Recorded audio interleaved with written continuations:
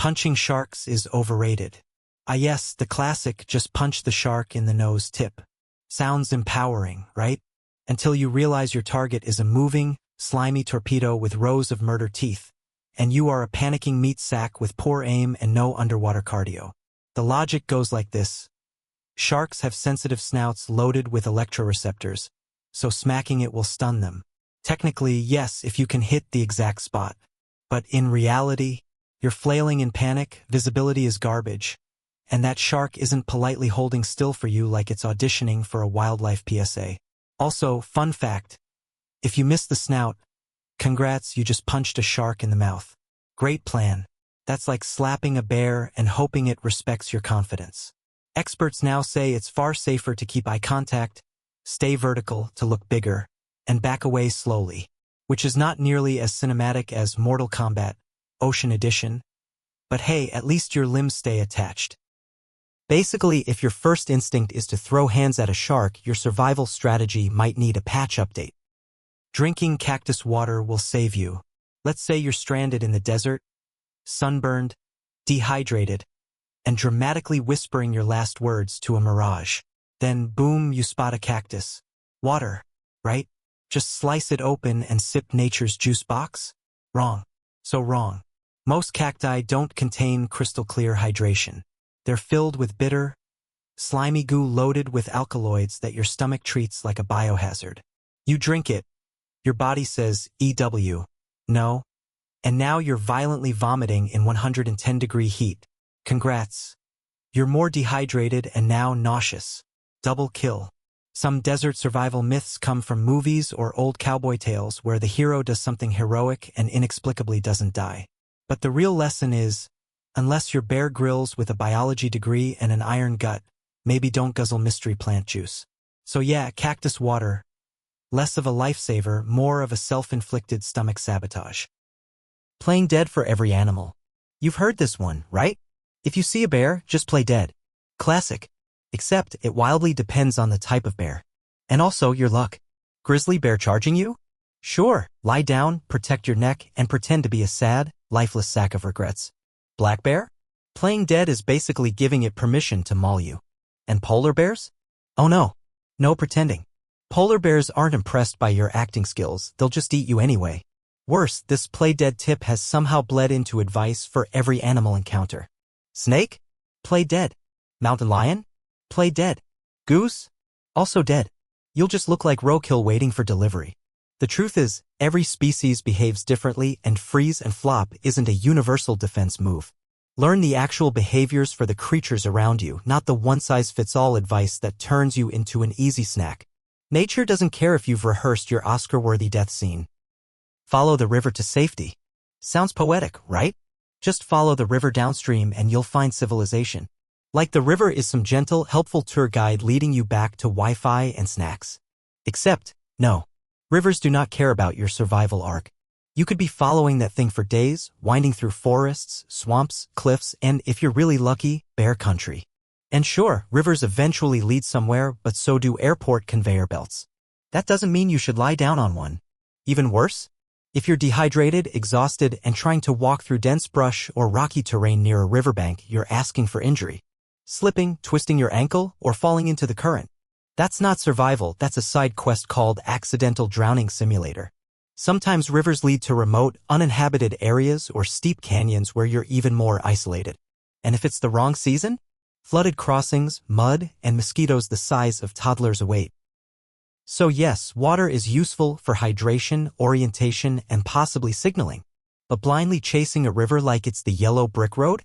Not the life-saving genius tip TikTok made it out to be. Suck out snake venom.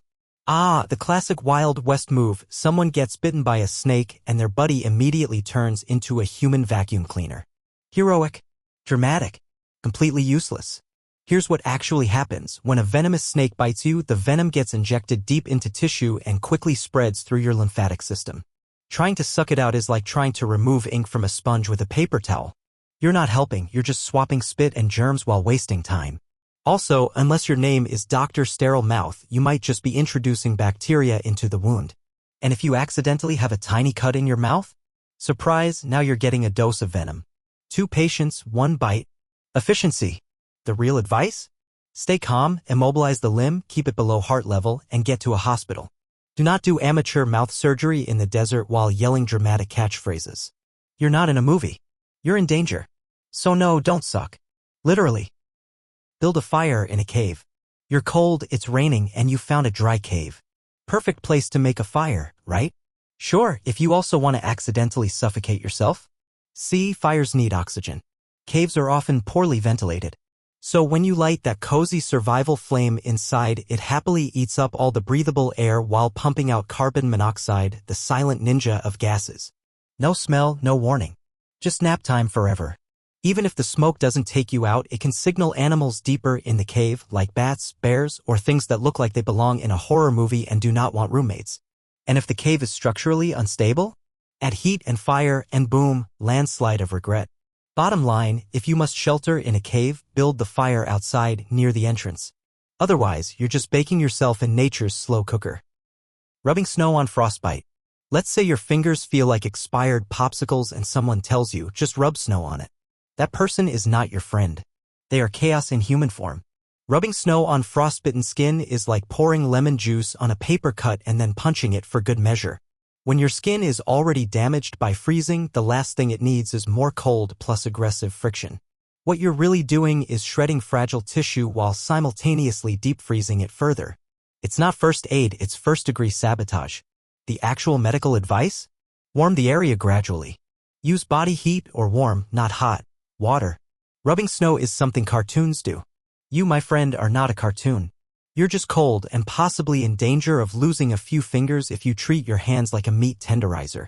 So unless your survival plan includes become a cautionary tale in a middle school science video, leave the snow where it is. You can outrun a wild animal. Ah yes.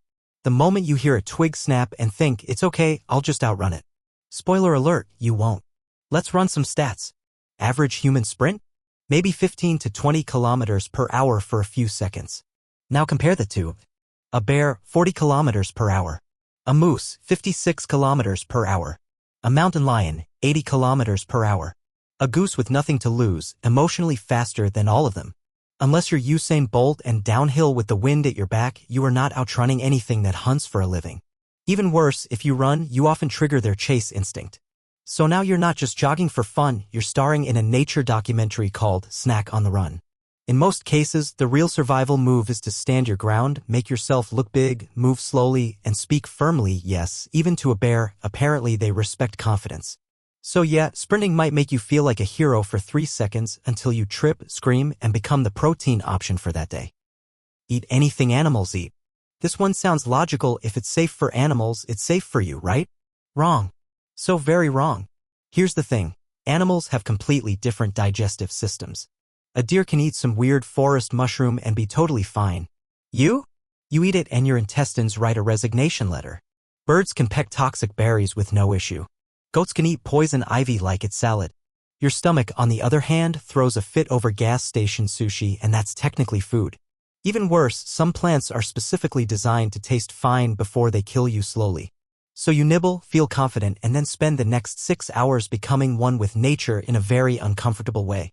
Bottom line, unless you're trained in wild edibles or carrying a botanical survival guide, don't trust your snack judgment. Just because a squirrel did it doesn't mean you should. Nature's buffet is not all you can eat, it's eat and you might regret. Wait to be rescued. Here's a comforting thought, don't worry, someone will find you. And hey, in some situations that's true. But in others? That mindset is how people end up as cryptid legends. Depending on where you're lost, how remote the area is, and whether anyone even knows you're missing, waiting around can turn into an endless episode of Nobody's Coming. Especially if you didn't leave a travel plan or tell someone your route. You did, right? Please say yes. Rescue teams are awesome, but they aren't psychic. And the woods? The desert? The ocean? These places are big and you are tiny. Sitting still without actively signaling, no fire, no reflective gear, no help me spelled out in sticks, makes you nearly invisible to aerial or ground searches. Also, weather, terrain, and nighttime are not on your side. You need to stay visible, stay moving strategically, and conserve energy while doing everything you can to be noticed. Waiting helplessly is only a good plan if you also have a very good plan to be seen. So yes, hope for rescue, but don't just chill like it's a spa day. Make some noise. Make some smoke. Make some effort. Survival is a team effort, but you're team captain until help shows up. You can drink seawater if desperate. No, you can't. Don't even think about it. Yes, it's water. Yes, it's everywhere. But seawater is the most toxic thirst trap on Earth. It's like offering a thirsty person a salt lick shaped like hope. Your body can't process high levels of salt without also losing more water trying to flush it out. So when you drink seawater, you're actually dehydrating faster. You're literally drying out your own organs while thinking, this tastes awful, but at least it's wet.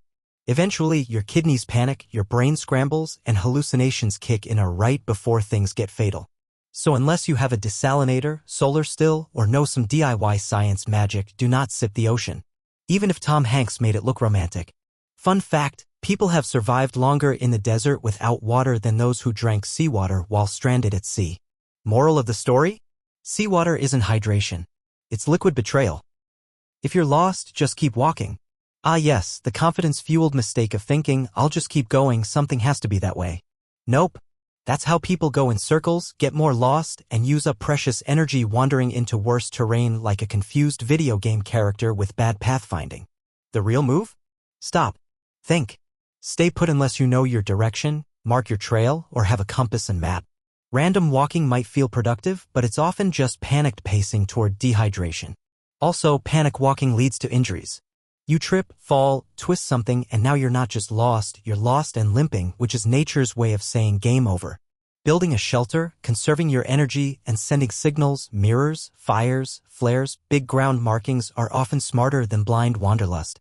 Sometimes survival means sitting down and accepting that staying still is the fastest way to be found.